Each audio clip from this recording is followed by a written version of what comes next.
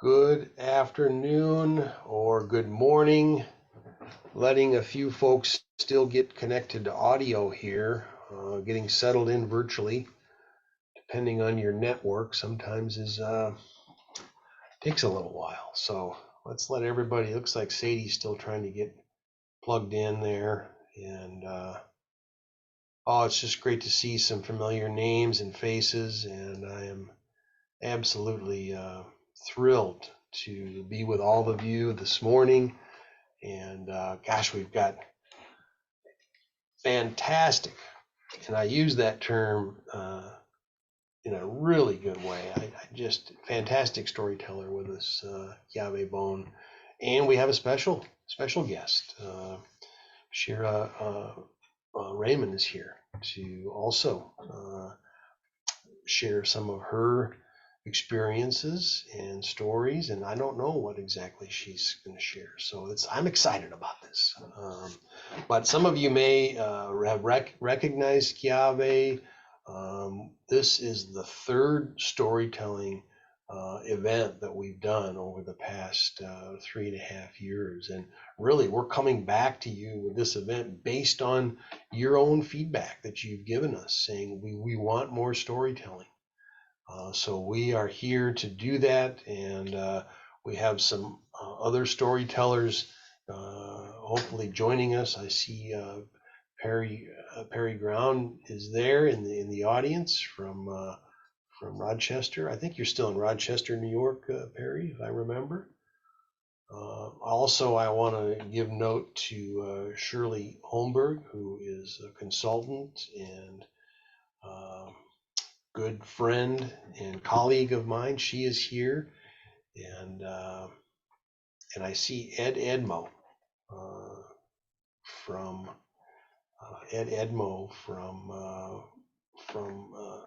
Oregon area is also coming in. There is Ed. Yes, he is my favorite Shoshone Bannock. Good. Probably the only one you know, huh? Yeah.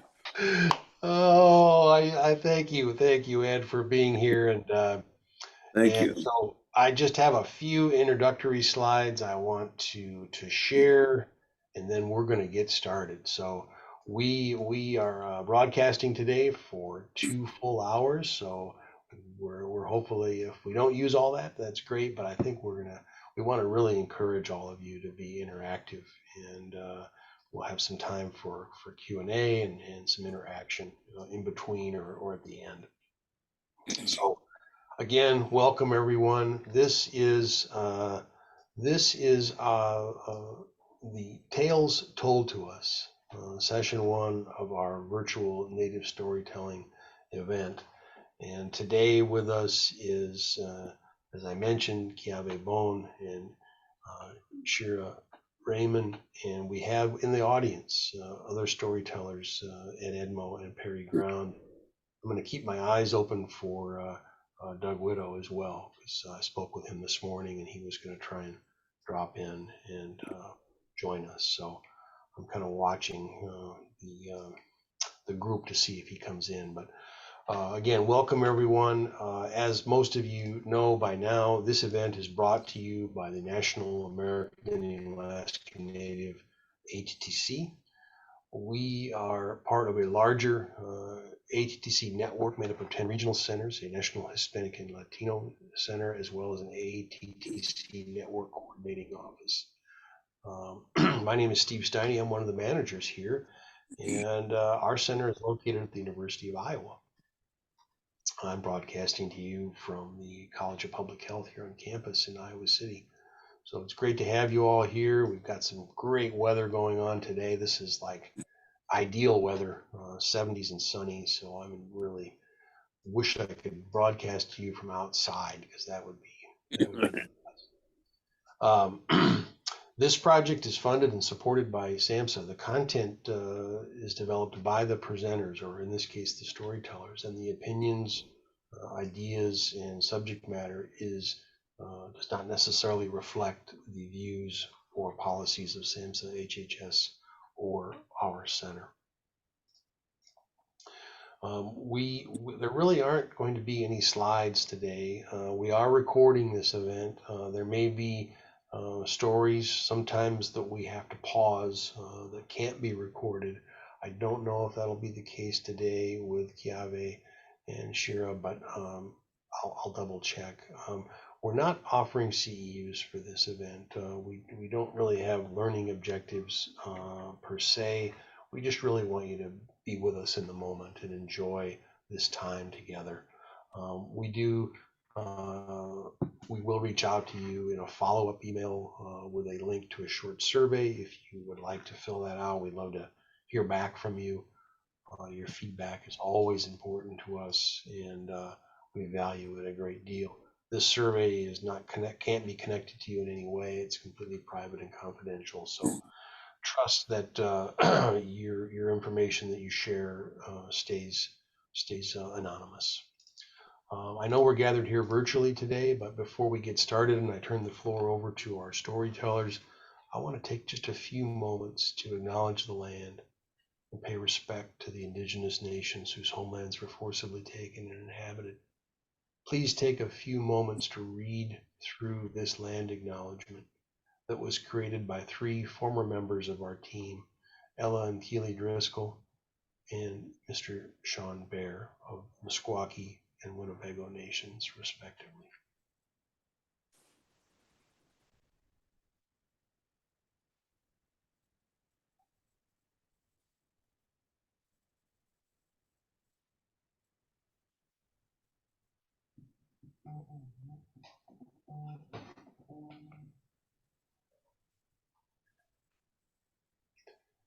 Thank you. I want to introduce briefly my friend and my colleague, he is Eastern Band Cherokee, and he and I have been working together virtually for the last 3.5 years, and we made it out there to North Carolina. So really happy to have him on, and his colleague and his guest, our guest, Shira Raymond, is also going to be sharing a little bit. And she also is Eastern Band Cherokee and works, I believe, at the Cherokee Hospital with Kiave there in Cherokee. So I'm so thrilled to have them both on, and really feel honored and blessed to be able to be part of this. So thank you both so much for being here. I'll just ask everyone to, if you're not, please mute yourself so that we don't have any background noise or any interference. But at some point, we'll definitely want you to unmute and share a little bit. You can also use the chat box or the hand raise feature if you'd like to share a little bit as these stories unfold. They may bring up emotions or memories or thoughts, and we're here to talk about this. So thank you again, everyone. With that, I want to turn it over to Kiave. He's going to get us started off in a good way. Kiave, welcome, little brother. Glad to have you here. Hi there, Steve. If you guys will, just give me a moment, and I'm going to go ahead and pause this recording. I wanted to start us off by, of course, having a invocation today and making intentions clear. I know that when mainstream society hears about storytelling, they have their own perception of what that might be. But for us, it's to educate throughout the generations and have a collective changing sometimes, but sometimes not, amalgamation of information and knowledge that helps us process new kinds of difficulties or obstacles, as well as the old, because we can learn from situations we've been in before and extrapolate what we need to situations we haven't. And as the youngest storyteller in the tribe within 6 generations, this is something that's vitally important for my identity as a person, as an indigenous person, as my walk in this world is the way that it is. And I pale in comparison to the ones that come before me. Their knowledge was far exceeding anything that I could ever imagine, even with the stories that I've been given. But there's many, many layers in each story that is told, and whoever hears it receives their own messages for things that they need to use from it. And I've got a couple of stories that I would like to share with you guys today that are kind of in the gambit of emotions. But I hope that it's going to be impactful for you guys, and perhaps you're here with us today to talk about how she's felt about stories and to get her opinion on what she hears today, as well as just to be an active member within our community. And she's got such a great heart.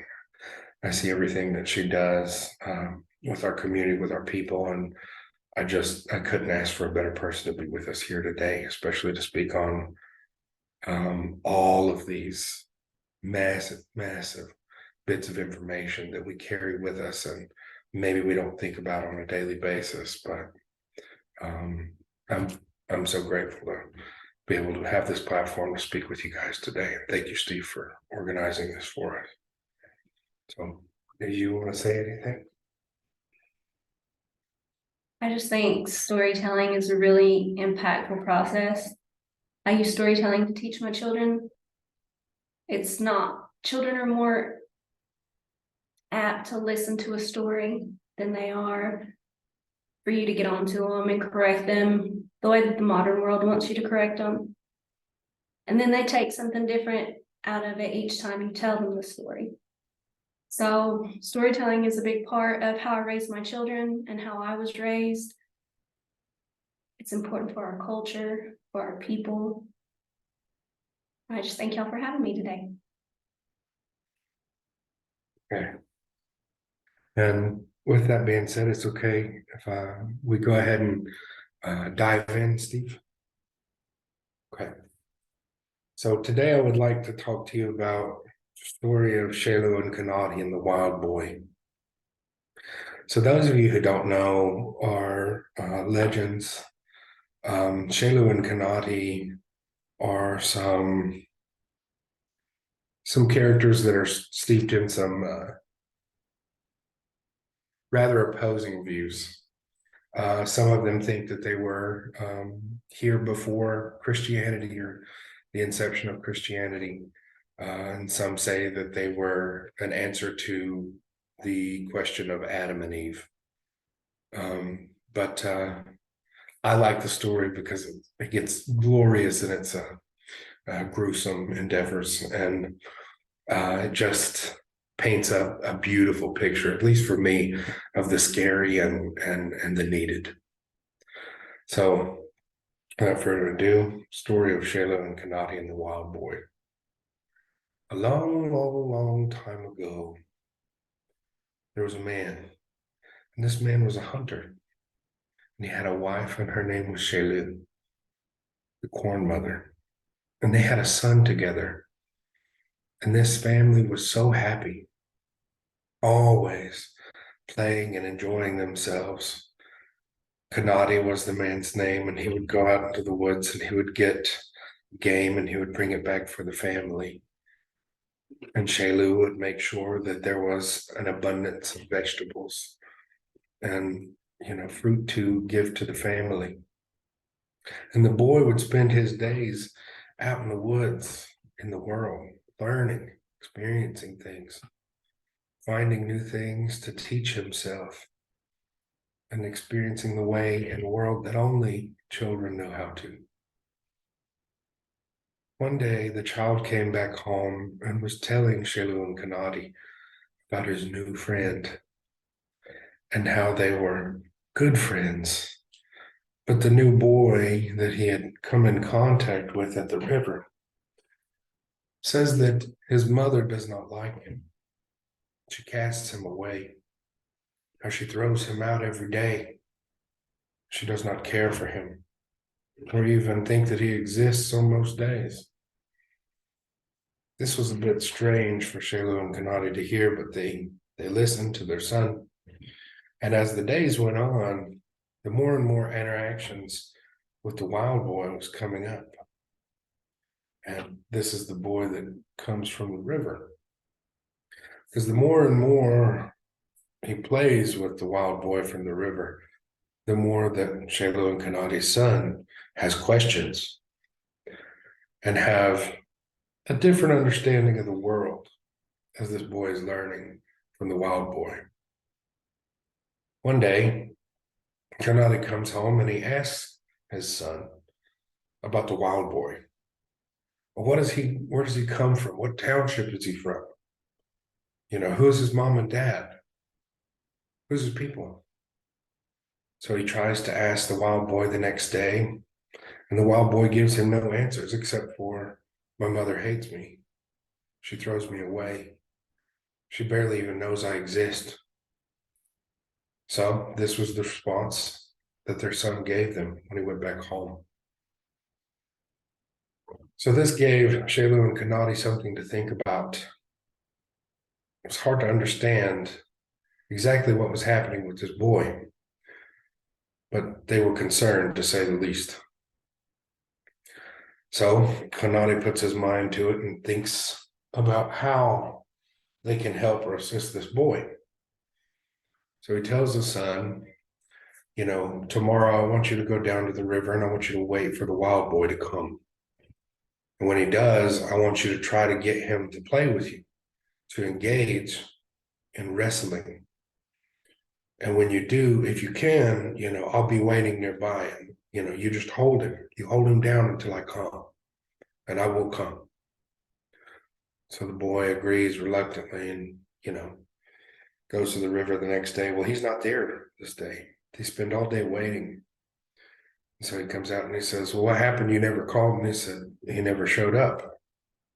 So I said, okay, a few days pass. And he says, I think that, you know, I'm going to try again.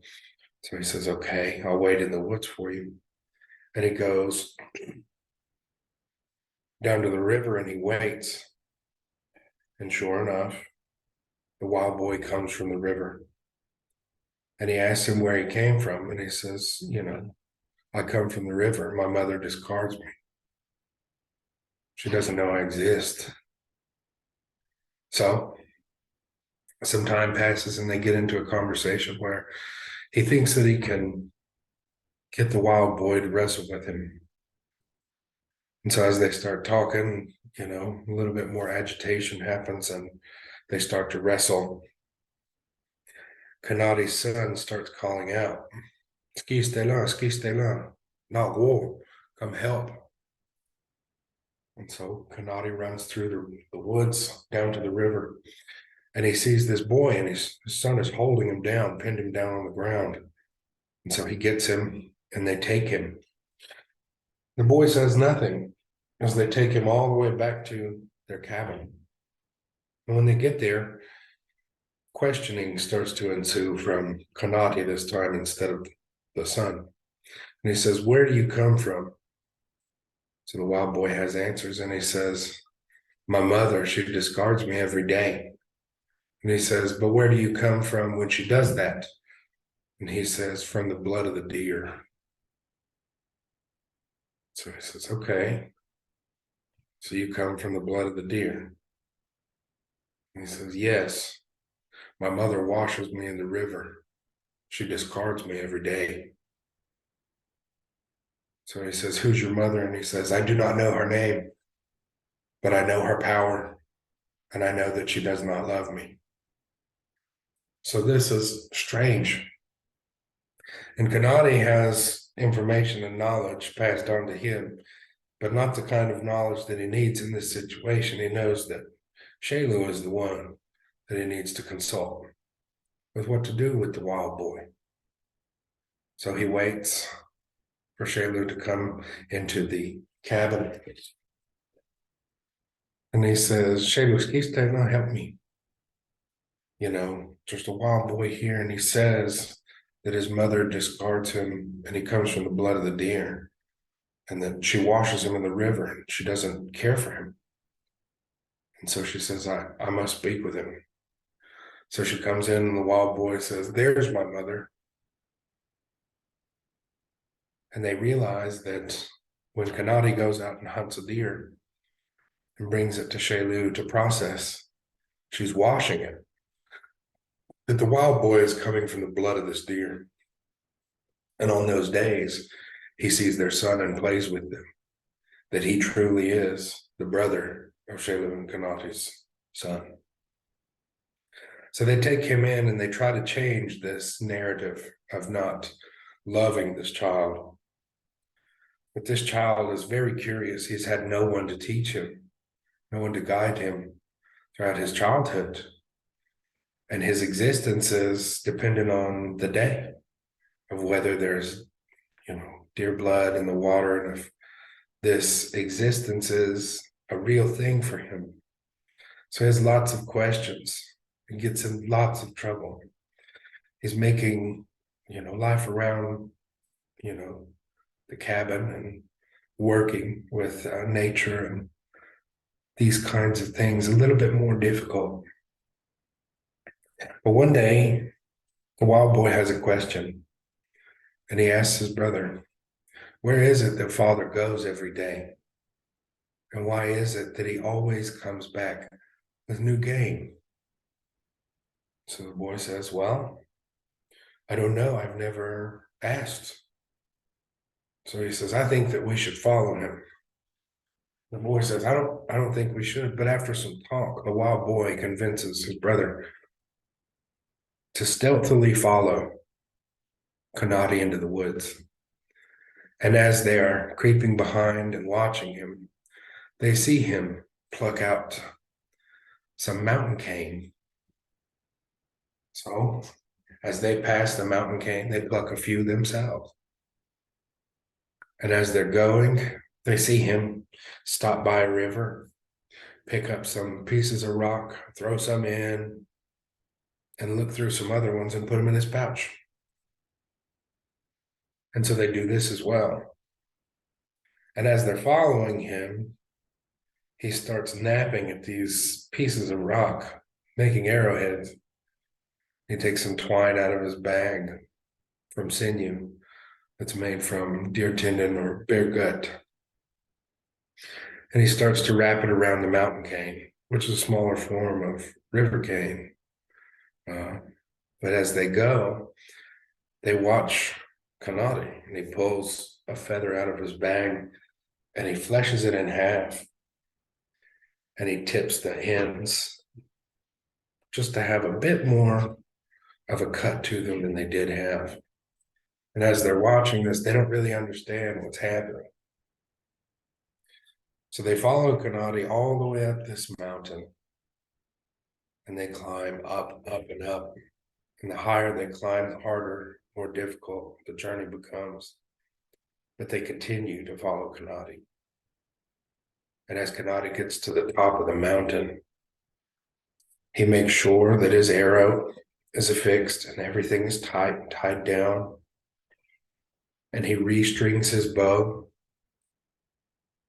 sets all of his things down so that he may be unencumbered. And he takes this boulder and he pushes it to the side, just enough to let a deer run through. And then he closes the boulder after the deer runs out, takes his arrow, notches it, and kills this deer. And the wild boy thinks to himself, whoa, that was amazing. And he said, are you thinking what I'm thinking to his brother? And his brother said, I don't know. And he says, well, we need to go get one just like he did. For we are men. We're men. We know how to do this.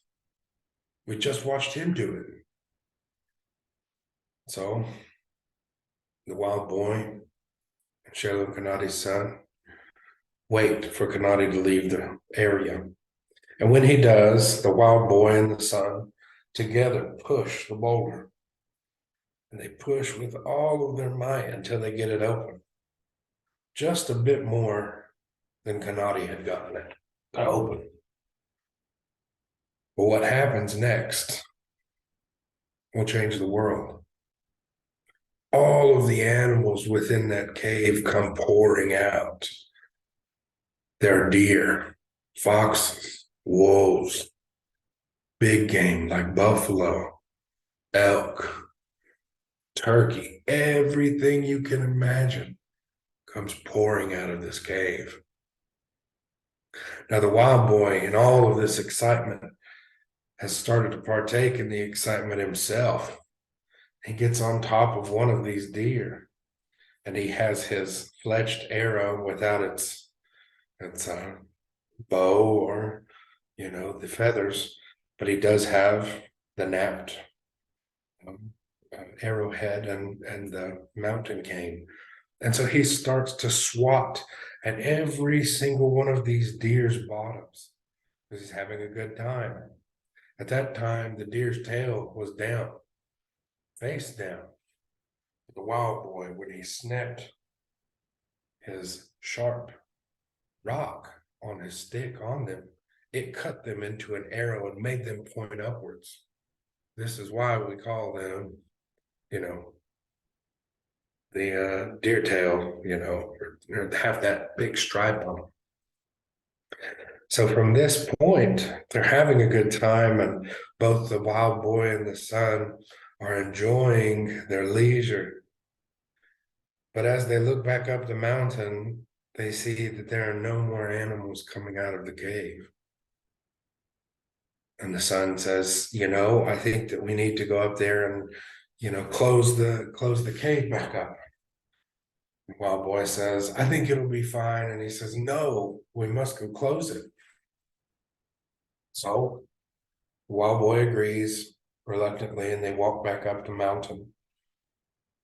And they try as hard as they can, and they can barely get this to move with all the excitement and things they were doing.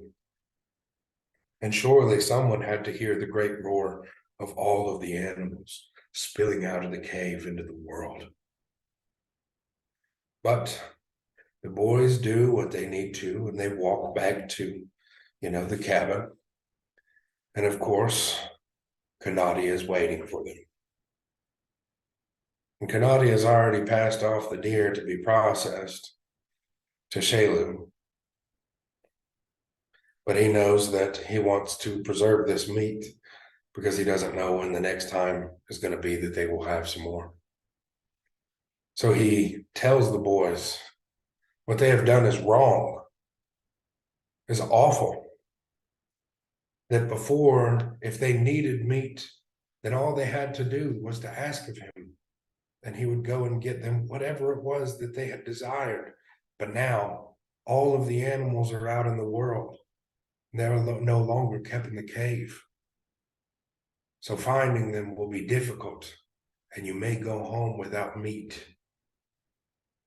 And they said, but we are men. And he said, so as men, you will find a way to hunt and look for these animals. But it will be much more difficult now that you are men. But your punishment is not done. While your mother is cleaning, I must show you one last thing that you did not see in the caves. So they follow Kanati, feeling a little bit more full of themselves than they'd left, because they are men and they were told that they are men by Kanati. But as they get to the cave, Kanati removes the boulder and there are no more animals inside. And he takes some jars that he has at the back of the cave out, and the two boys are waiting. He picks them up and he breaks them in front of the boys.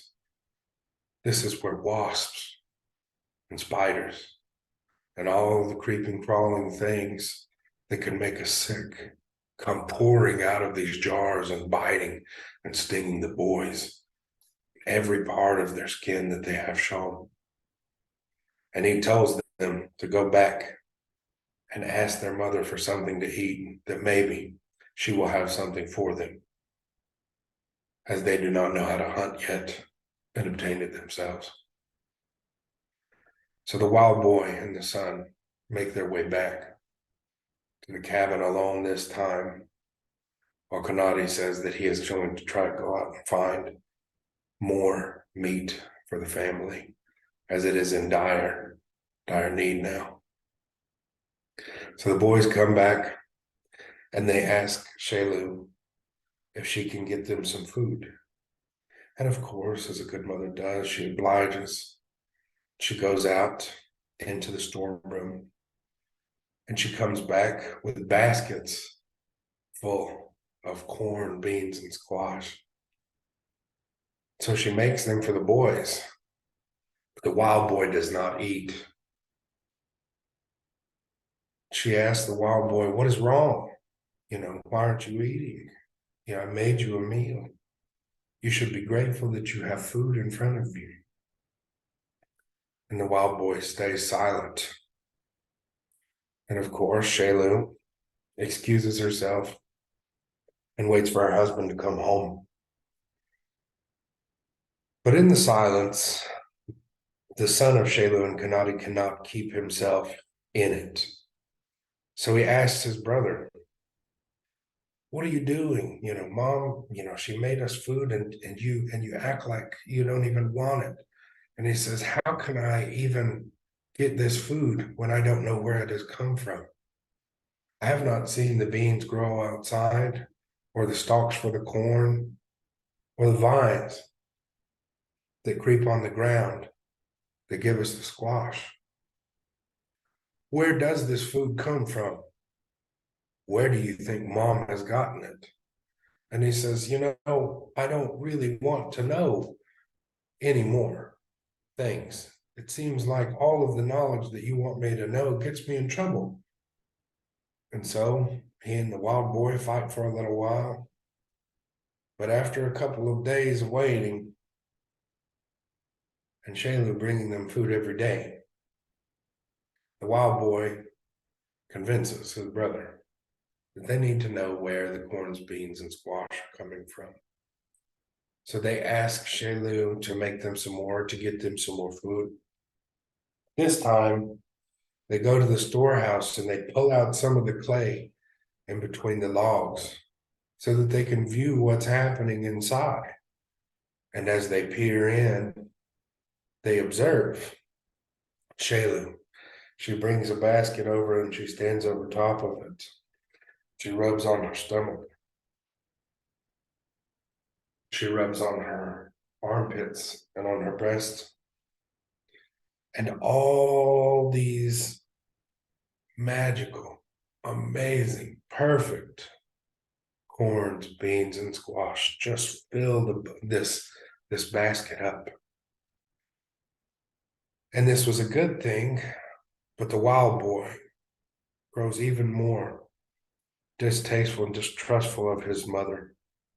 So he looks at his brother and he says, "See, I told you, Mother is a witch.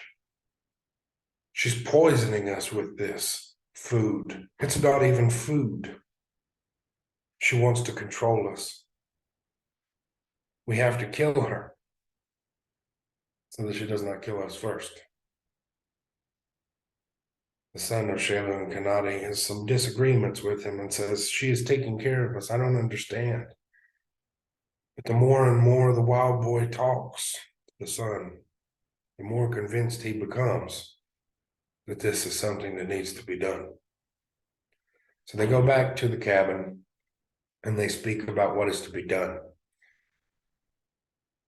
And Shaylu comes back and she says, "I know what you boys have been speaking of and how you aim to cut my head off and how you aim to kill me.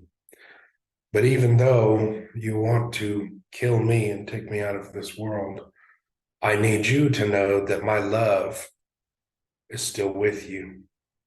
And I still care for you both, for you are my children. I only ask that when you cut my head off, you put it on a pike facing the east so I can see my husband one more time when he comes home. and you take my body, and wherever the blood spills, that you drag it around 7 times so that you will have enough food to keep you alive. So the boys agree that they will do this. They kill Shailu, their mother. They cut off her head and put it on a pike facing the east so she can see her husband coming for the last time. But they do not drag her body 7 times where the blood spills.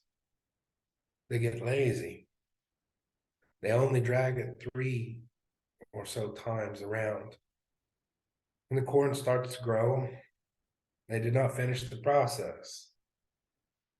So now, when corn grows, it must be watched for the first 2/3 of its life so that it can continue to grow. Because the wild boy and the son were not vigilant or doing what they needed to do by Shailu's word to make sure that it would sustain itself. So now it is a crop that depends on us for its survival.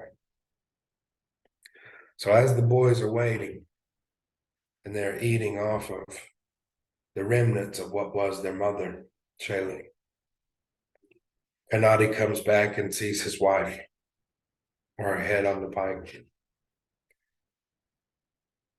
And instead of going in and talking to the boys, he turns around and he starts his journey towards a different direction.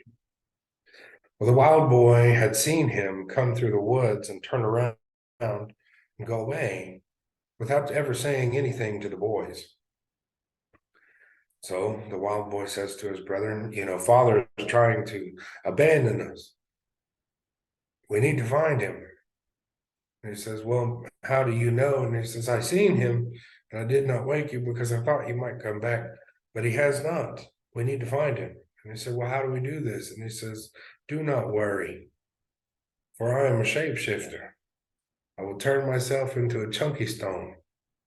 You will take me in your hand and you will roll me in the direction of which I think Father has gone. And I will roll that way until I need to come back. If I do not come back, that is the direction of our Father. So the boy says, I understand. And Wild Boy turns himself into a chunky stone. The son takes the chunky stone and he rolls it to the south. And 2 days later, chunky stone comes rolling back. So he takes it again in his hand and he rolls it to the west. 2 days later, the chunky stone comes rolling back. And this time, he rolls it to the north. But then again, 2 days later, the chunky stone comes running back. So he picks the direction of the east of the sun and how it rises. And when he chucks the chunky stone towards the east, he waits 3 days and the stone does not come back. So the boy starts walking in the way of the chunky stone towards the east, the direction of the rising sun. 3 or 4 days later, he catches up with Kanadi, who's accompanied by a dog. And he says, I was wondering when you would be here, but I have something that I need to do. And you boys cannot come because you are not members of the Wolf Clan. I need you to go back home and wait for me there. So they say, okay. They listen to their father. And they start on their way back. But about midway, the dog turns back into the boy, the wild boy, and he says, I don't trust Father. I'm going to turn myself into smoke and I'm going to go into the council house of the wolves. And I want to hear the conversation that he has with them. Because I do not trust our Father. We did just kill his wife. So he says, okay. And he says, what do you want me to do? And he says, wait here for me and I will tell you what to do. So the boy picks his hands up and he turns himself into a tuft of smoke and he meanders on into the council house that Kanadi has assembled a bunch of wolves to go into. So Kanadi says to the wolves, my 2 boys are but men. But they have no idea what that is. So they are learning. And in their learning, they're causing great damage in the world. They've killed my wife. And they are disrespecting the animals. They do not understand their place. They need to be taught a lesson. So I want all of you, the Wolf Clan, to go play the little brother of war with my boys to teach them how to be men. So the wolves step up and they say that they will do this for their member. And they all leave the council house on the way to the house or the cabin.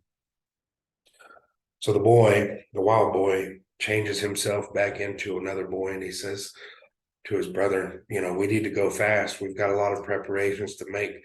There are wolves on their way to kill us. And so they dig out a track around the house and they make small traps to cause danger to any kind of wolf or anything invading on their territory. And as they wait, it becomes nightfall before all of the wolves descend upon them. But as they do, each one meets their demise, one right after the other. And when morning comes, there are no wolves, and there are only the boys. But as they wake, the wild boy tells his brother that they need to keep a close eye on Kanati, because he knows that they have sent all these wolves, and that they need to find a way to become men, so that he stops sending people or wolves towards them. So the boy understands, and they gather their things, and they continue on their journey to the east again, and they catch up with Kanati. Much in the same way as the first, except for the chunky stone, there is a small dog that's following Kanati, and Kanati's son catches up afterwards. So when they do, Kanati starts to bed down for the night, and he says, "Boys, you are not men, and I do not expect you to come into this next place that I'm going, for it is dangerous, and there are people here who feed on each other. And I do not want you to go in there, because they do not understand our kind, and you do not have the understanding of them to be able to survive. I need you boys to stay away. This is for your safety." And so with this, Kanati starts to go to sleep.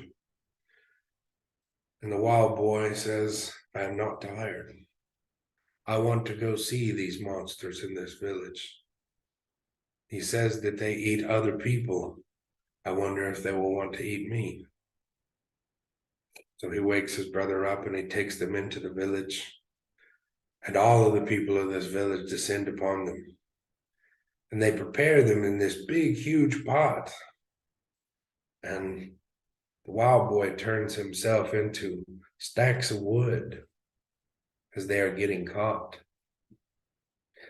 Now, the son of Kanati and Shelu says that he will listen to the boy as he's talking to him, and others cannot hear him. So when he is captured, he is told to tell the people, "Make a big, big fire. And I taste really good with wanegi, chuhiski, with all of these different types of greens. I want you to cook me in this kind of way. I know that I taste amazing with these kinds of things, and it must be very hot to boil the water, just so it makes my flesh fall away from my bone, and it will be easy for you to eat me." And so the villagers are listening to this boy, and they do as he says, and they gather more wood. And amongst the wood that they gather is the wild boy who had turned himself into Adak, the neat stack of wood. And as they are piling this onto the fire, a great smoke bellows throughout the whole village and starts to kill every single one of the villagers within it. But at the climax of this boiling, the brother does not feel the pain. He does not feel the heat, and he is not damaged within the fire. but their cauldron that they had put them in busts. Great, big pottery busts. And with this, they wipe the face of all of these people off the planet. And they are no longer within our sight. So when morning comes, the wild boy instructs his brother to walk back to the base camp where Kanadi is. They do not find him there, so they continue east until they do. So Kanadi says, I know what you did, and I do not agree. You boys are still learning how to be in this world, and you disrupt everything. I'm coming up onto a swampland, and within this one, it is not like the people that you had encountered before. This is an entity, a great panther that lives in this swamp, and he will eat you and take you to a different world. I need you boys to stay away from him. He is not to be trifled with. And as Kanadi goes to bed, the two boys continue to talk. And the wild boy says, we must prove that we are men. We must go fight this Tlaatani panther in the woods, in the swamp. And as the nightfall happens, they hear the great Tlaatani in the woods, in the swamp, and they go and they kill it with no mercy. They extricate it from our world. And this panther with such great power has left us because of the boys' ignorance and willingness to become men. So they go back in the morning and they tell their father, Kanadi, that there is no more panther. And he agrees and he continues walking. But from this point on, Kanadi does not tell the boys anything. He does not tell them he loves them. He does not tell them what kind words of encouragement were to keep them safe. And as they're nearing the end of their journey, they're getting to a different kind of land, one without lots of trees. The trees look very different. And there are great, vast oceans of water. And as they are starting on early before the sun rises, the last day, they see their father hop onto the sun. And Shelu is there with him, riding the sun. And the boys try as hard as they can to climb upon to the sun, but they cannot, for they are men, and they have become men of this world. Shelu and Kanadi instruct them that they are now men of this world. And being men of this world, they must now take the knowledge of the corn and spread it to any and all who are men of this world. To learn from the mistakes that they have made as they were growing from boys into men, and know their power is destructive.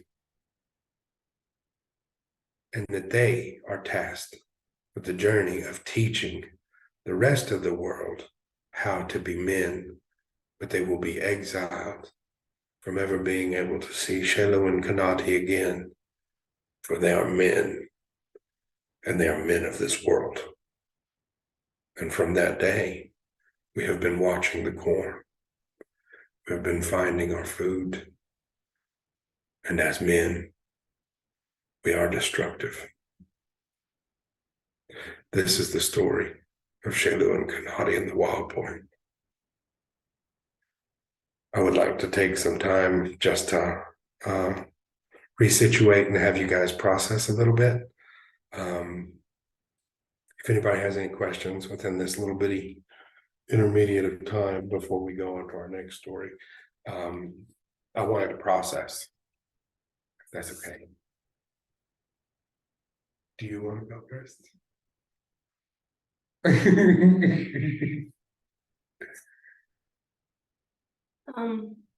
I feel like that was a hard story for my boys to listen to. I have a 15-year-old and a 17-year-old, and they want so badly to be the man of the house. they can provide, they can do, and having the influence of people who are not Indigenous is very impactful on them and their upbringing. And they struggle with understanding the responsibility and the power that comes with being a man in our Indigenous land. They understand that life's hard. You have to work for everything in life. And they're learning that through stories like these.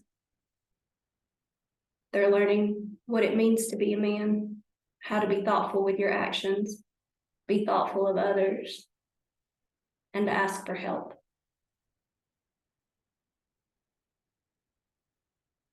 Thank you, Sharon. And I wanted to open the floor for anybody who wanted to speak, and we'll just allow you that time for right now. And if you have questions, we're here.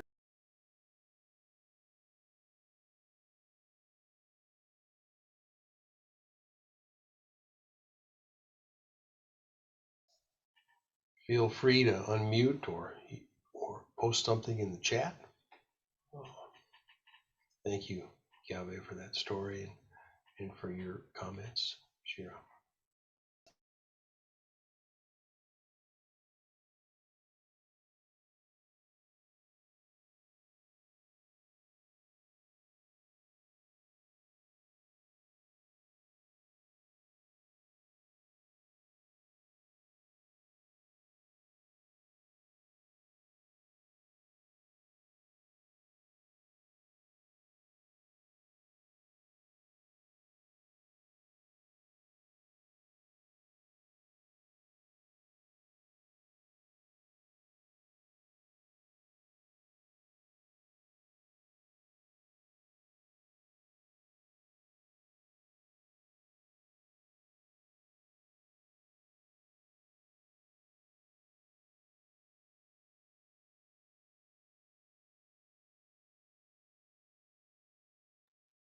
Good, Edmo?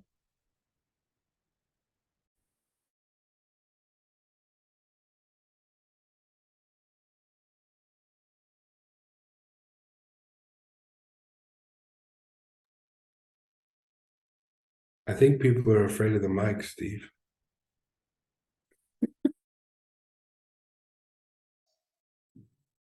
I'm making a few comments, and we do have some appreciation coming in. It's a pretty heavy story, though. Maybe I didn't do a proper disclaimer first. It is very, very heavy. There are lots and lots of meanings for that one, and there are a lot of connotations for actions, and it's one that has lasted the test of time. Oh, I see somebody commented. Like the story, there are layers of meanings. Kristen, do you want to speak on those layers that you'd seen?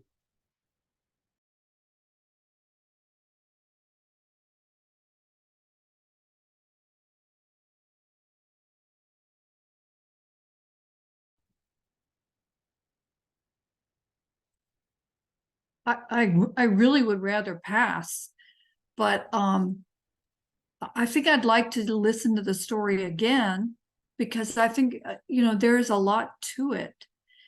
Even in the violence, like cutting off the mother's head and she told them to drag the body around 7 times and they only drag it 3, and all this going on of instructions, do this, don't do this, and because you are men, and yet they do these things. It's something that I think I would want to sift through. Thank you, Kristen. That is absolutely true. I don't think that I've learned all the lessons that story has to teach. And I rarely get to tell it, for one, the time, and two, the content is very egregious and very, very vivid and visceral. And so I do appreciate you guys for listening. I'm sorry I didn't have a proper warning on the content, but I am liking you guys' response. Hey, Ron Hill over in Akron, Ohio. I'm coming through. Okay, all right. I don't know about the other listeners. My guess is that they're like me.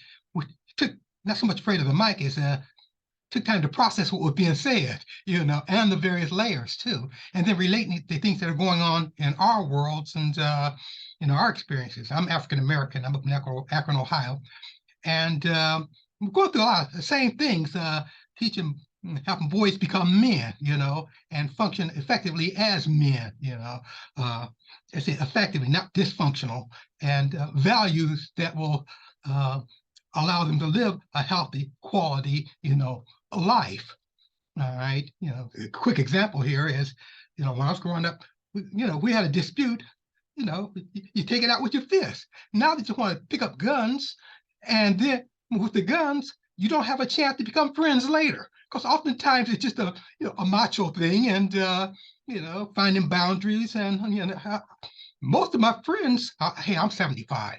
Most of my friends growing up, that I had fights with, were friends. By the time we got out of high school, we were friends, and some of my best friends. All right. I mean, best friend. But it's that finding the boundaries, that sort of thing. So I have to make that statement. My question here is, when we don't have a whole lot of Native Americans in this area, but we do have some, and some have come through treatment. I'm thinking one in particular, I kind of lost track of after about 10 years. She was Lakota Sioux, all right, and she came here to our agency, because she grew up on the reservation, and she wanted to find other ways of dealing with the issues that she experienced over in Cheyenne. All right, so my question is, transferable rites of passage without losing the cultural significance. Because what I'm hearing in your story there is, it's specific to a culture, a value system and such.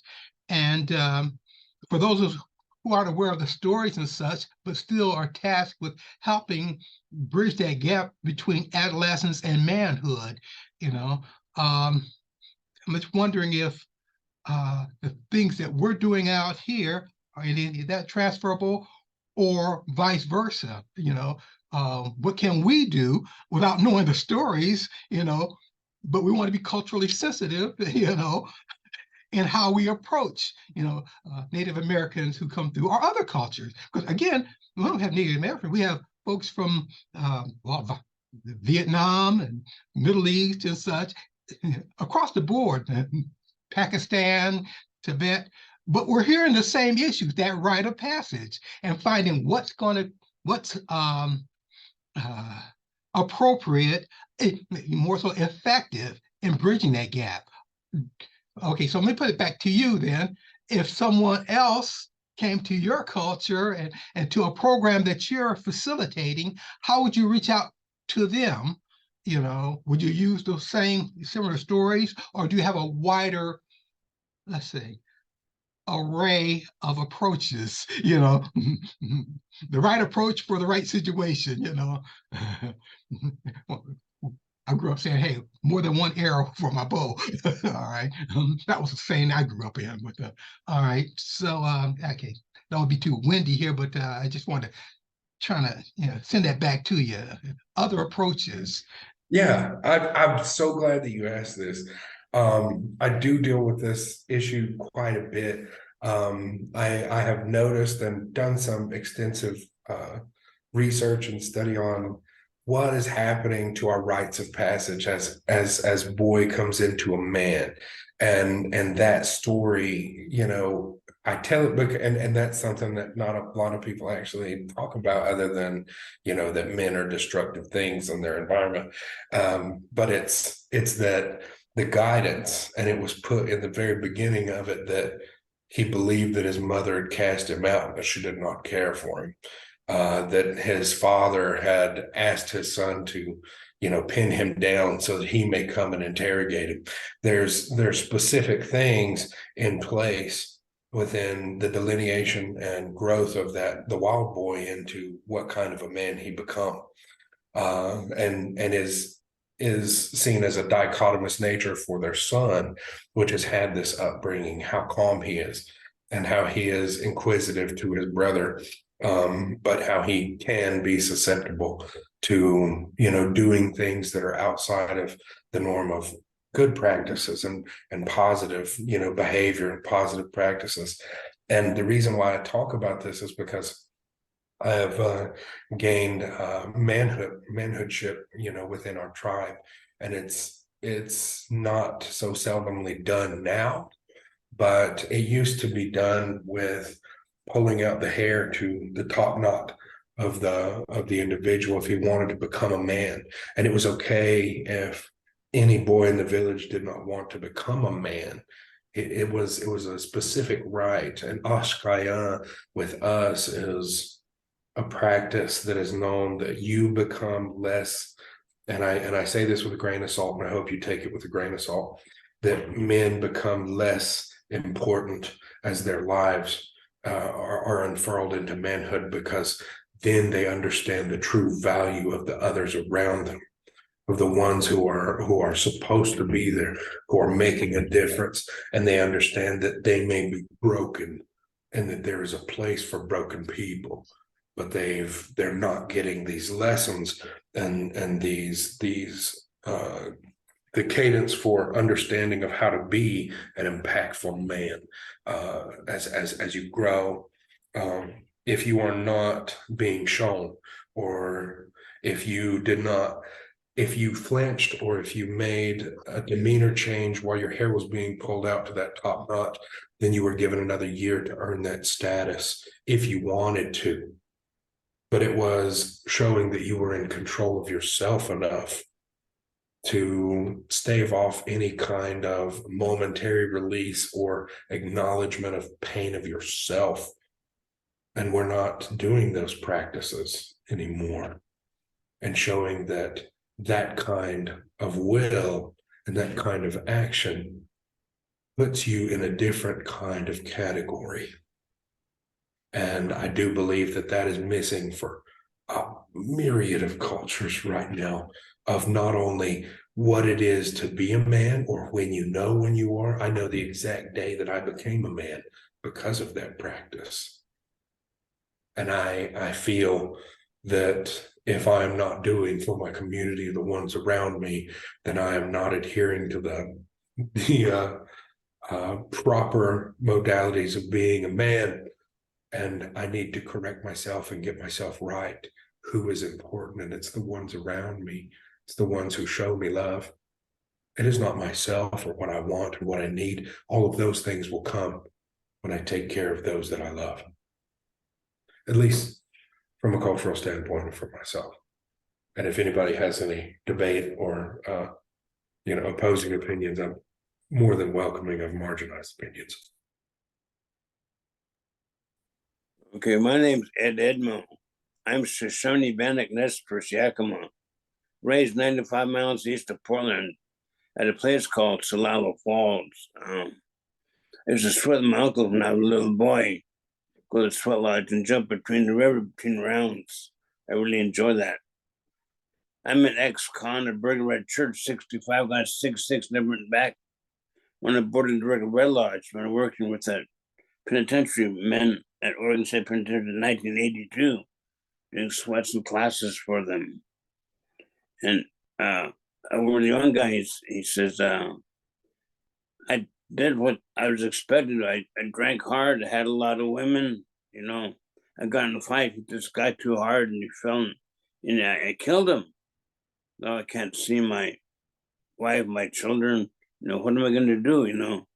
But he did everything to become a man. He fought, drank hard, had a lot of women, and now he's locked up. So I think we need to develop a rite of passage for people like that, and for I haven't earned my Indian name yet. I got to do that. Have a ceremony for that. So the ceremonies we had sustained us throughout our culture and helped us grow and to become old and wise, you know. I'm just a wise guy. I'm not that wise, but you know, I tell Indian legends, but you know, it's important to have these ceremonies brought back. There was a program called the Nits, Holly in Salem, that took youth and inpatient treatment. They did girls one session and boys other session. They didn't mix them together. There'd be a lot of snagging, so they ran them at different times. I used to run Sweat Lodge, and this guy, young guy, would take him up in the mountains, and they would have rites of passage. I don't know what he did, but that was important to us to say that you're now a man, you're now a woman. Now you put these other things behind. It's important that we should bring them back up again. We don't have those here. Thank you.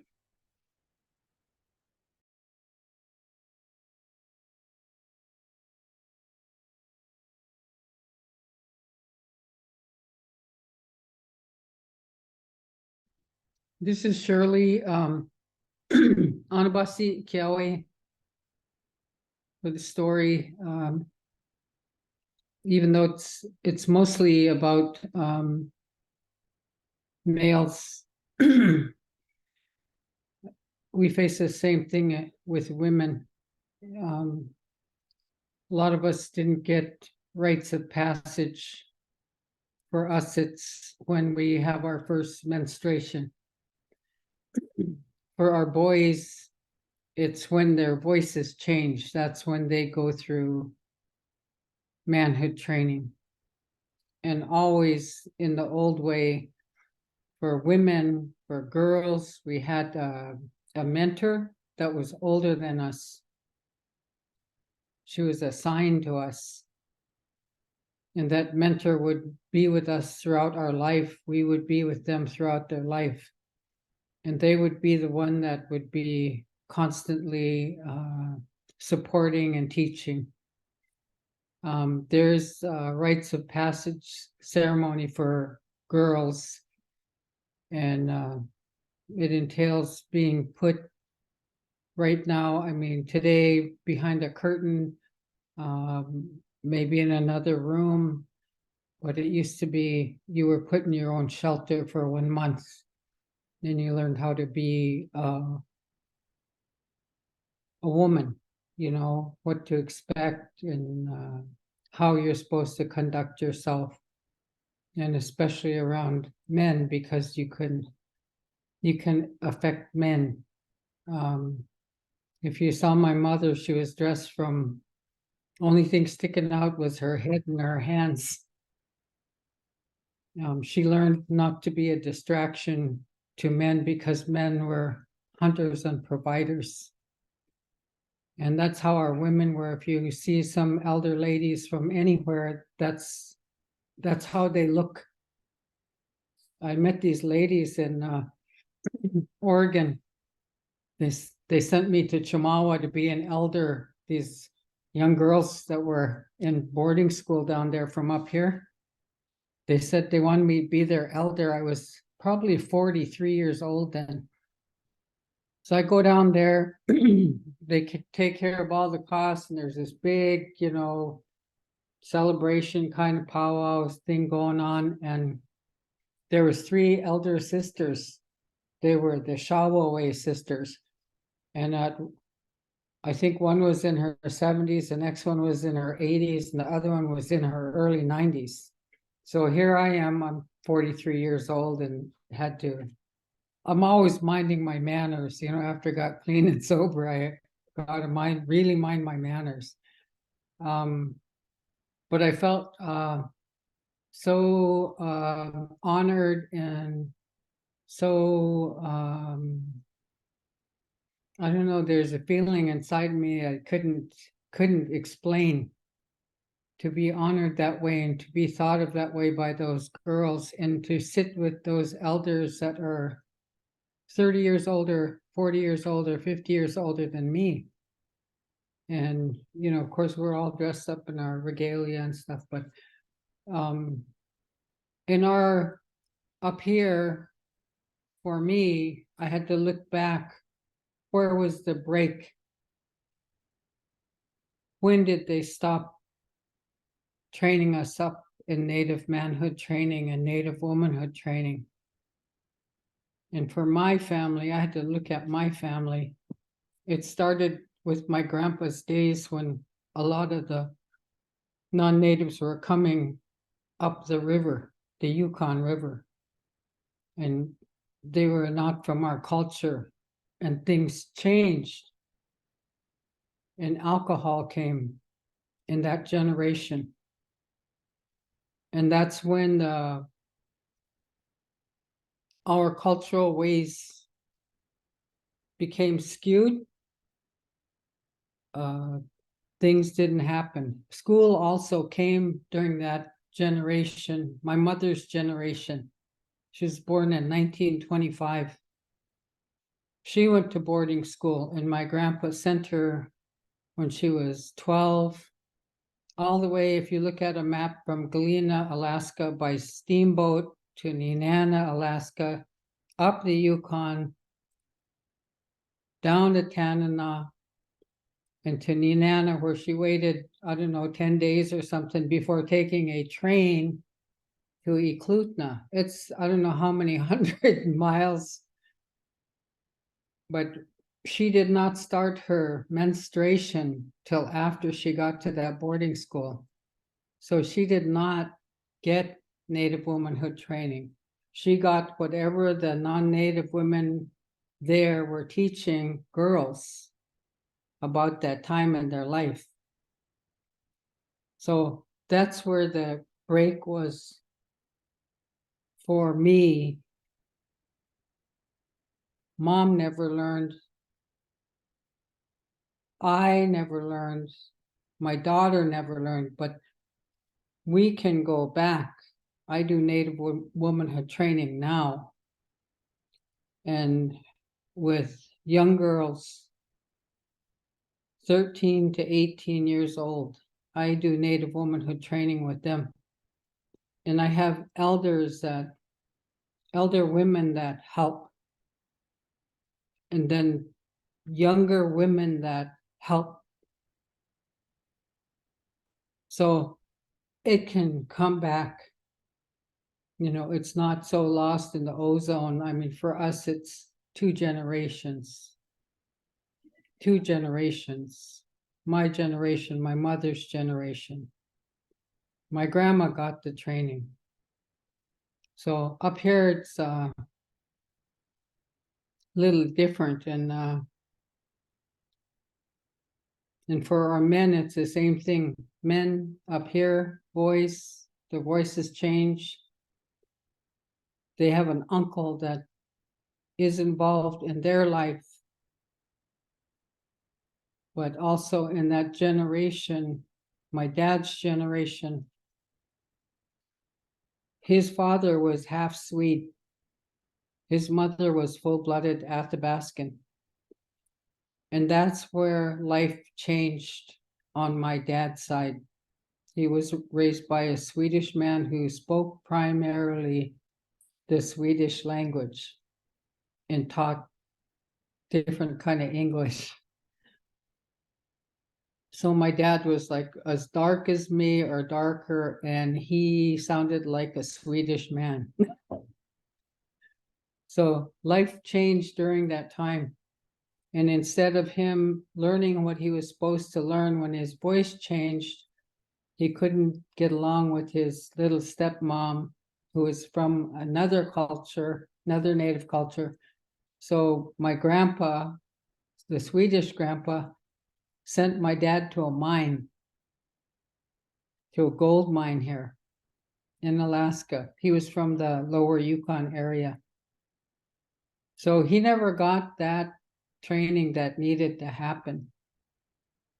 So I see my brothers and my nephews, they suffer because they don't have an uncle, because they never got that training, or they never had an uncle that could teach them anything. And then we moved into this kind of world that I'm sitting in the school I work at. We moved into this kind of world. I keep saying I'm second generation having to speak English. I'm second generation to have to go to a school. And I used to wonder why we have to go to school. Why do we have to go to school, Mom? And Mom would say, if you don't go to school, your dad and I are going to go to jail. And I knew what jail was for some reason. So I marched off to school. So up here, it's the same way, you know, there's that missing link of, you know, where are the uncles? And for the women, our language, so okalai, that's the mentor, female mentor that's with you most of your life. And good thing I'm like a lot of you, I have elders around me, so I pick their brains. I have no problem asking any kind of question, and I learn quite a bit. I'm like a sponge for information.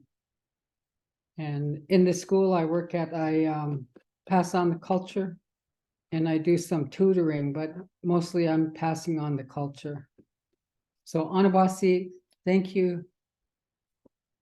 Kiawe, and I didn't catch your name. I can't hear. Shira. Sierra. Thank you, Anabasi. And thank you for letting me speak. I appreciate it. Thank you. Kuyana, kaya yele. Oh,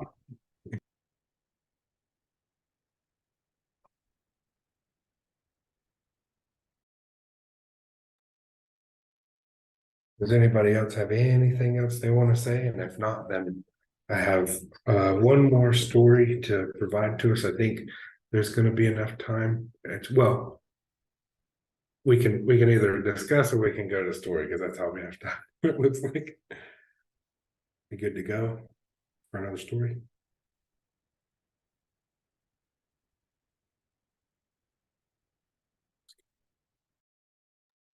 Uh-oh, you're muted. Sure. I want to apologize for eating in front of you. I was eating smoked king salmon fish heads That's where you lost me, Shirley. with onions. I wanted some. Oh man, this stuff is good. Somebody gave it to me, so it's like I'm gonna eat it before it spoils. So sorry. No. I like salmon eyeball soup. Mm. Oh man. It's really good for you. They tell me it's Indian aphrodisiac. I thought it would just help you see better, Ed. No, that's why I go to an optometrist.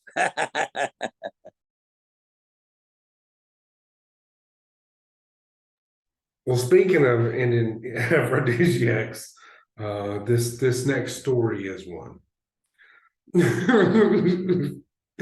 So I'm not sure if anybody has known, but a lot of indigenous cultures have a pretty good understanding of a figure that does not come from my tribe, but the name is Kokopele. And if you know Kokopele, you will know that the history of Kokopele is that he was an average man. He was an actual person. And he became so good at playing flute that they elevated his status from being a mere human to a kind of like a fertility god, which is pretty amazing. You know, he must have had a saxophone, you know, version of like a flute back in then. But what I do know is our story of the first flute, and I wanted to share that with you guys today, just because it's so beautiful and quaint, and if I have a chance to share it and to have others experience the feeling of love, I want them to. So without further ado, here's the story of the first flute. A long time ago, there was a boy, and this boy was not very athletically inclined. He was not the most beautiful. of his face or his features. He did not know how to talk to women, and he wasn't the most well-liked individual in the whole tribe. He had some problems. But his problems increased one day when he seen the most beautiful woman of the tribe. And she was so beautiful that she captured the eyes of all the boys in the entire village. And this boy thought to himself, if this girl just knew the way that I felt for her, that she would feel the same way for me, because my love is boundless. But I don't know how to get that to her. So the boy goes to his mother and he says, Mom, I really need some help. There's this beautiful woman and her eyes are so gorgeous. And all of the problem is there's all these other men, all these other boys, and they all know how to hunt. They all know how to fish. They all know how to sing beautiful songs, and they all know how to talk to women. And I don't have any of these features on my face, and I'm not the best playing sports, or I don't have those gifts that those other boys do. And so she said, son, I cannot give you the answer. You must go to someone who has all the answers. Skinetland, our creator. So spend time and ask for guidance within this, and creator will help you. So the boy starts going into the woods to the spot that he goes to when he needs to pray. And he prays every morning before the sun rises. Help me, creator. Please help me, guide me, show me what it is that I must do. Have this woman know the way that I feel for her, and hopefully she will feel the same way that I do for her. But creator, please help me. Help me find a path so as that I may show her what is in my heart to her, because she is the one, and I know she is. And I need her to know the same. But every day, like clockwork, this boy comes to this tree. Every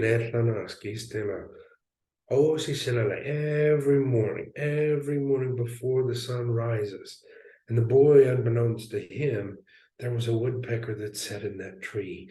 And he woke that woodpecker up every single day with his problems, complaining about how he needs to have a woman and how he has no problem. He has all these problems, but he has no solution, and no one will help him, and how he needs guidance. He woke this woodpecker up every single morning with his problems, like clockwork. So the woodpecker is awoken by a whistling in the trees one night, and all of the winds are grabbing the branches and moving them with quite some vigor. But as he wakes, he hears this high-pitched whistling in one of the branches, and he goes out into this tree and he finds that branch. So as he's pecking on it and trying to get it to stop, that pitch increases. So he moves down a little bit more, does the same thing. He does it so much that all of these new holes kind of lessen the whistling, but the whistling is still there. And he can still hear it, but it is now low enough where he can go back to sleep. And so he gets back into his hole in the tree, and as he's getting comfortable, he has an idea. Like clockwork, the boy comes every morning. I just have to wait for the wind. So the woodpecker, needless to say, does not go to sleep. He's too excited. And he waits for this young boy to come and complain to Skinethlana about his problems every single day, like he does, and he's been doing every single day before the sun rises. So the boy, like clockwork, shows up. Skinethlana, Skistela, help me, creator. And that woodpecker comes out and waits for the right time. And as the wind starts to blow, that woodpecker starts to dance on those holes, one after another. And as he goes down and up and down this branch, changing the pitch and making it rock and sway, he dances so hard that he dances that branch right off. And as it tumbles down, it falls into the lap of this boy. Help me, Creator, please. And this branch, this hollowed out branch with holes in it, falls into his lap. And he has no idea what this thing is. But as he holds it up, he hears the wind blow through it. So every morning, like clockwork, that boy comes back to that tree and he practices. First, he's just making rudimentary sounds, squeaks, pops, whistles. But as he gets further on, he starts to mimic the birds and mimic their songs. Then he starts to make his own songs. And those simple songs turn into melodies and feelings that he has. And he brings himself up enough courage one day that he is going to go and play for the apple of his eye. This beautiful woman. And he knows that there is only one time of the day where women can be caught, where they will be utterly alone. It is later on in the evening, they're going to go get water from the river. And this is hard work, and no one wants to do it. But he knows that this young girl has to go get water for her household so that they can do dishes and have water for the next day. And so he waits at the riverside for her, and he sees her coming with her pot. But something happens with this boy. He cannot play anything. He freezes, and he feels this army of butterflies in his stomach that he just can't do away with. They make him feel sick. So the first day he does not play for her, but he comes back the next day and he sees her just as the sun is starting to go down. He sees her coming by herself to get her water, and he musters up enough courage to play for her. And he plays for her the most beautiful song that was ever created in this world. And it still today is the most beautiful song ever created. I wasn't there and I'm not that boy, so I don't know that song to play you, but I do have one song that I can put in its place, and hopefully you guys will appreciate it just the same.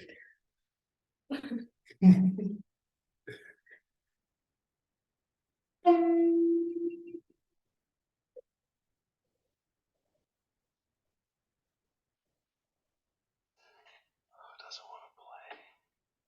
It's too loud. Yeah, but it's cutting out. But again, what's the little bitty thing that I need to do to make it do that? I think you have to set your set it to musicians mode. Audio, set it to, Go into your audio settings, from there. and then there should be I think everybody has to do that. Dave. There's our music expert. Dave, how do we do it? So you have to go into your Oh, settings. original sound for musicians, Yes. high fidelity music mode, stereo, or echo cancellation. So if you hover up in the upper left of your screen, you'll see the original musicians sound. Oh, I And do. just hover over that and just click that, it'll turn it on. Okay, Um, it's good to go. If I folks got mine try on, so we'll see if that works. Okay. it, let's try it. You've Okay. got yours set, Gabby. I'm sorry, it wasn't making any sound. This is my favorite part. Okay. I mean, Steve, I know. This was mainly for you, Steve. So I know. How did we do this last time? Last time you played and we could hear it, so I'm not I was sure. in my office. That's what happened. Yeah. Okay, so this is one of mine, just in its place.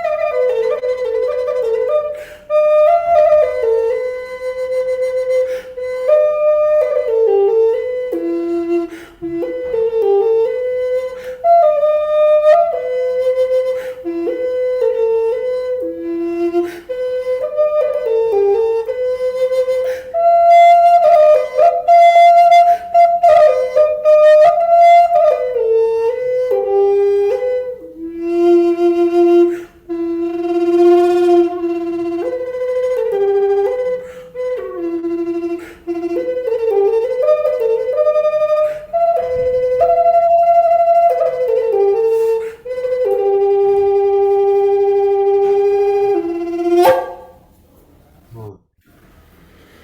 So this young man plays this flute, and he looks up and he sees this beautiful woman in front of him, and the butterflies and the army of them comes back. So he tucks his flute underneath his arm and he runs the other way. Exact opposite of the girl. So he avoids her for the next few days.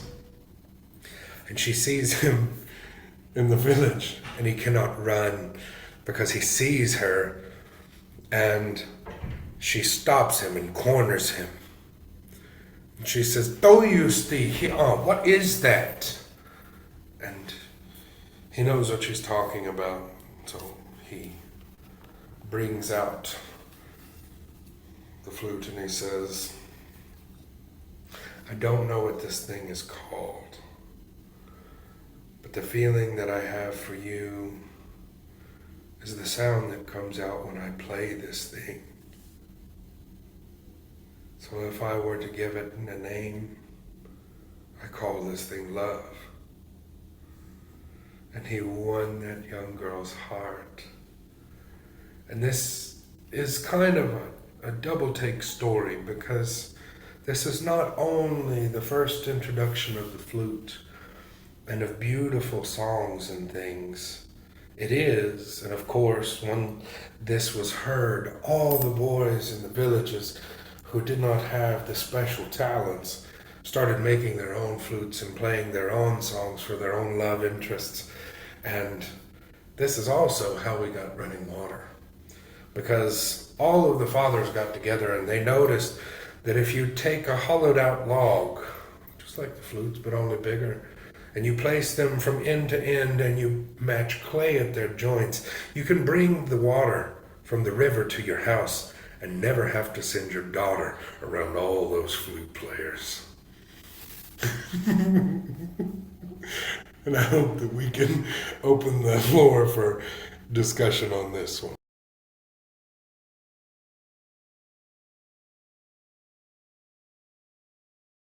I don't remember the running water part. Is that always part of the story? I didn't remember. Always part of the story. I didn't remember that part.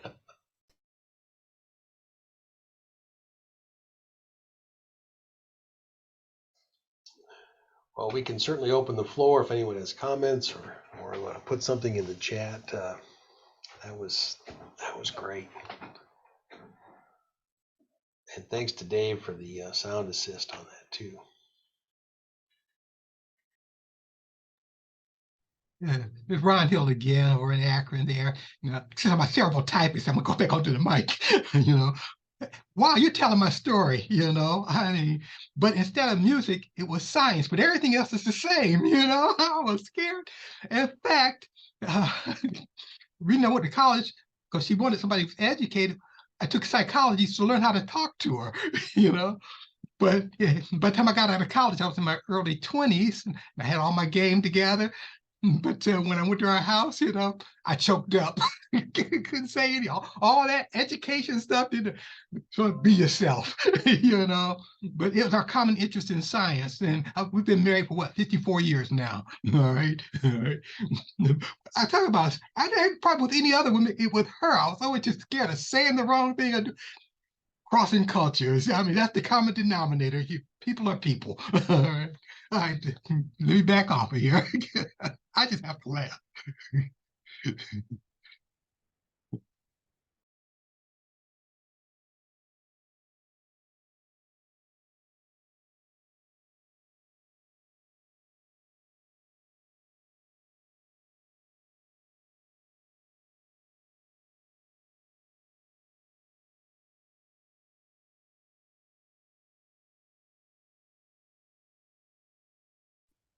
So for us, for the females, when we hear this, it's a signal, it's a reminder for us not to just settle for the bare minimum. Most of these boys could hunt.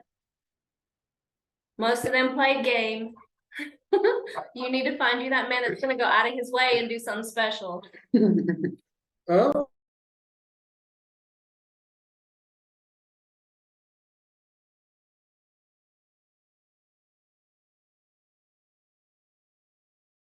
that was not rehearsed.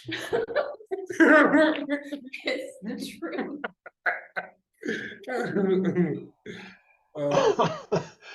Oh boy.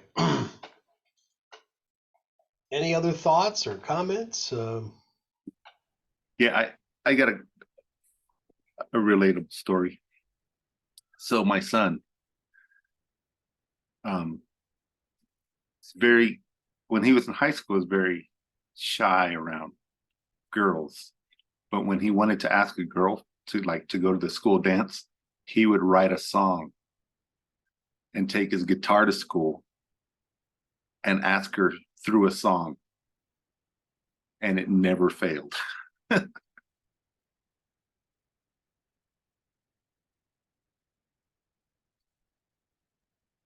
always works.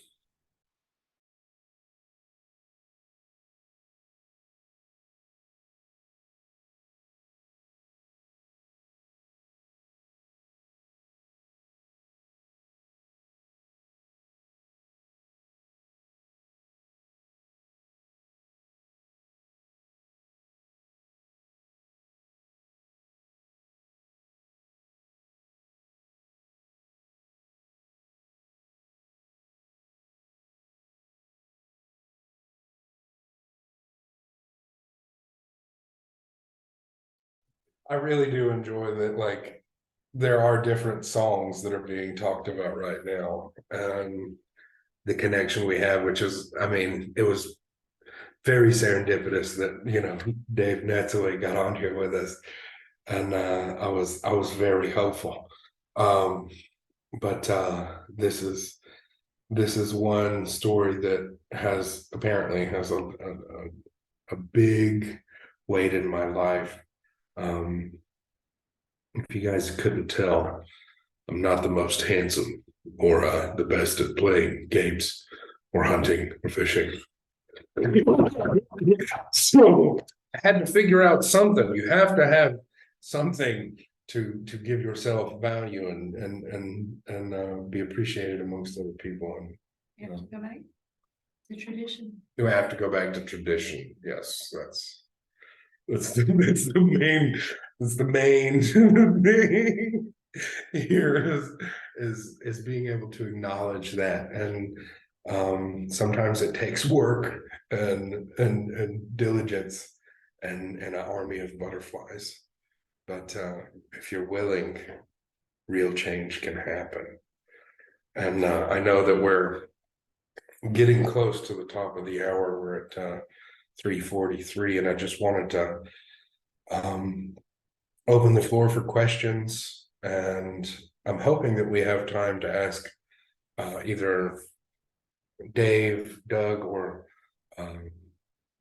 Edmo, or Charlie, whoever might want to close us out with a blessing. But I just wanted to open the floor for questions if you guys would like. I wanted to make sure we had enough time for that today.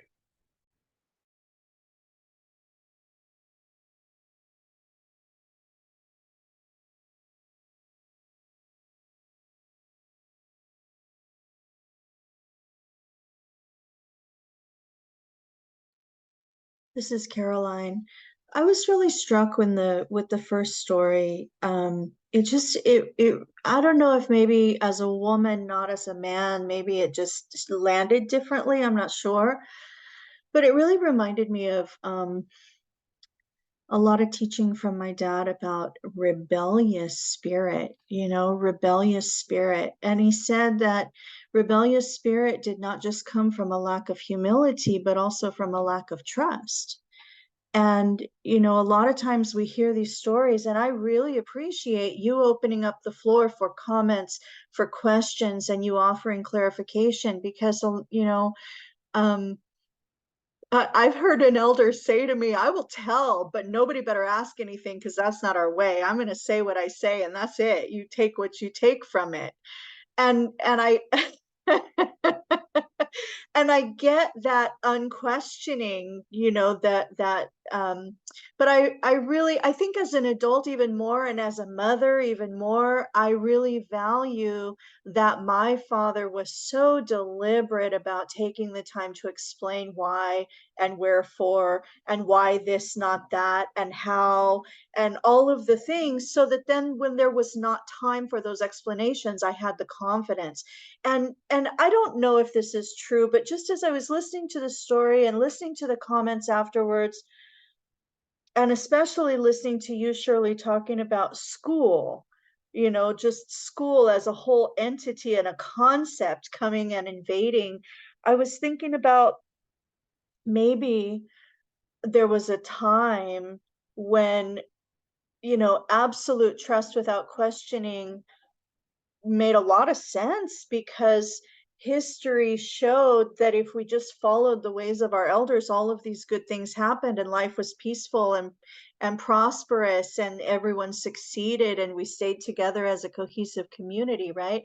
But once other things happened in life, I think as communities, we did at times trust without questioning external entities, right? We applied that value system, but that value system did not reciprocate in the way that we had experienced previously. And that blind trust, or that extending faith first, did not serve us, right? And harm came.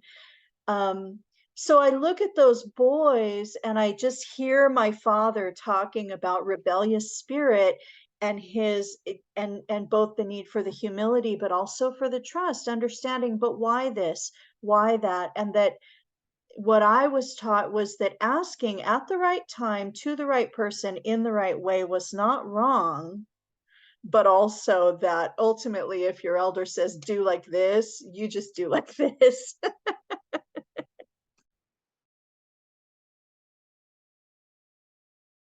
Of course, and I definitely wanted to open the floor because that's that point of contention of being able to ask is very, very anxiety filled, and not always reciprocated in a good way. Not always. And like you said, me being a mother too, I look at the story as people that are closest to our children have the greatest impact on them. How easy it was for the wild boy to have the son question his parents and question where things came from and how things happened. And in the same sense, how Kanadi and Shailu, neither one, they knew that the wild boy was going to be rebellious. They knew the boys weren't going to listen. They saw how the wild boy had turned their son. And even after Shailu knew that the boys were going to kill her, Not one time did Kanati or Shaylu, either one, turn them away. They still loved them. They tried to guide them the best that they could. They tried to teach them the lessons, help them to learn them on their own. But at the end of the day, they still loved those children, even though their influence was his own brother.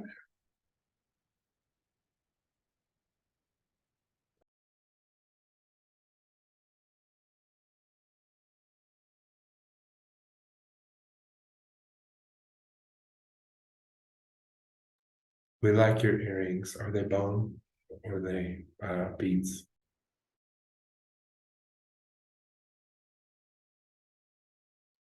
Thank you. They are beads, and I don't know if you can see it or not, but they resemble Osage ribbon work.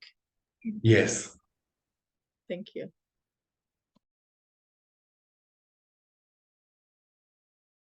They're beautiful.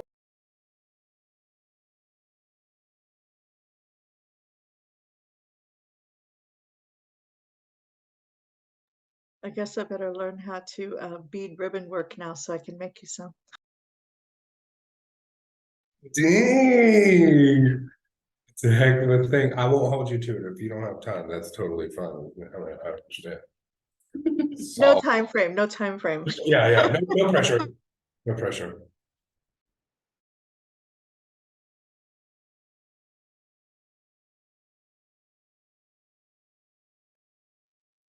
Well, I think, Steve, I think it's probably about that time to just do some final closing thoughts. And I wanted to give our other storytellers a chance to comment just real quickly because we've got about 10 minutes left. And whichever one who feels, brave enough to do the send off and blessing for us, I would be ever so grateful. But I'm gonna relinquish it to one of you, or if you wanted to conduct that, Steve, it would be appreciated. Yeah, I know. Again, I want to thank both you and Shira for being here, and gosh, I love that flute song, and of course, my favorite part. So, but I do want to thank the other storytellers for coming on and joining us, and I had reached out to Doug. I know Doug's driving, but I was going to see if Doug, you up for doing a closing blessing for us? If you can multitask without, getting yourself in trouble.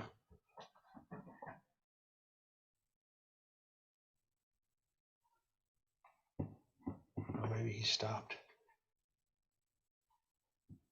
Oh, I see a hat.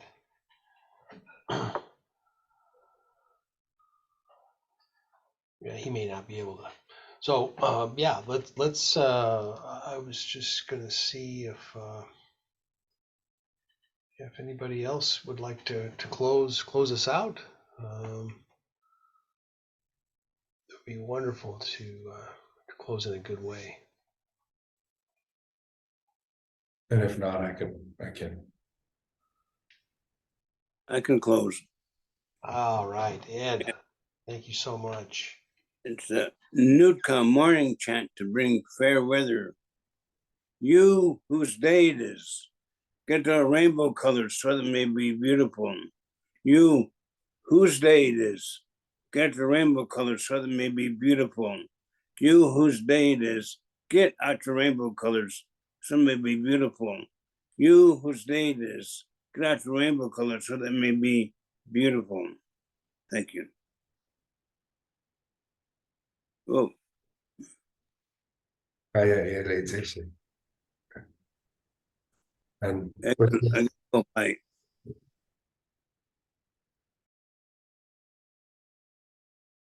Again, I want to just thank everyone for joining us, and look forward to seeing you on other events. And thank you all for those of you that were able to stay on. I know 2 hours is a big block of time, so really appreciate everyone. And I'm not going to say goodbye. We'll say see you again soon. And until next time, please stay stay safe, stay healthy, and most importantly, stay connected. And Gave, anything else before we sign off? Don't get COVID, it's still out there. Yes, that's a nice public service. I have a couple colleagues that went down, so yeah, it's still out there. Oh, no. That's why I added stay healthy part. So. Right. Thank you It again, is, it's still everyone. out there. Have a great, hopefully, if you have a long weekend, enjoy the long weekend, and we'll see you again soon. Take care. Yeah, they're gone. Thank you, guys.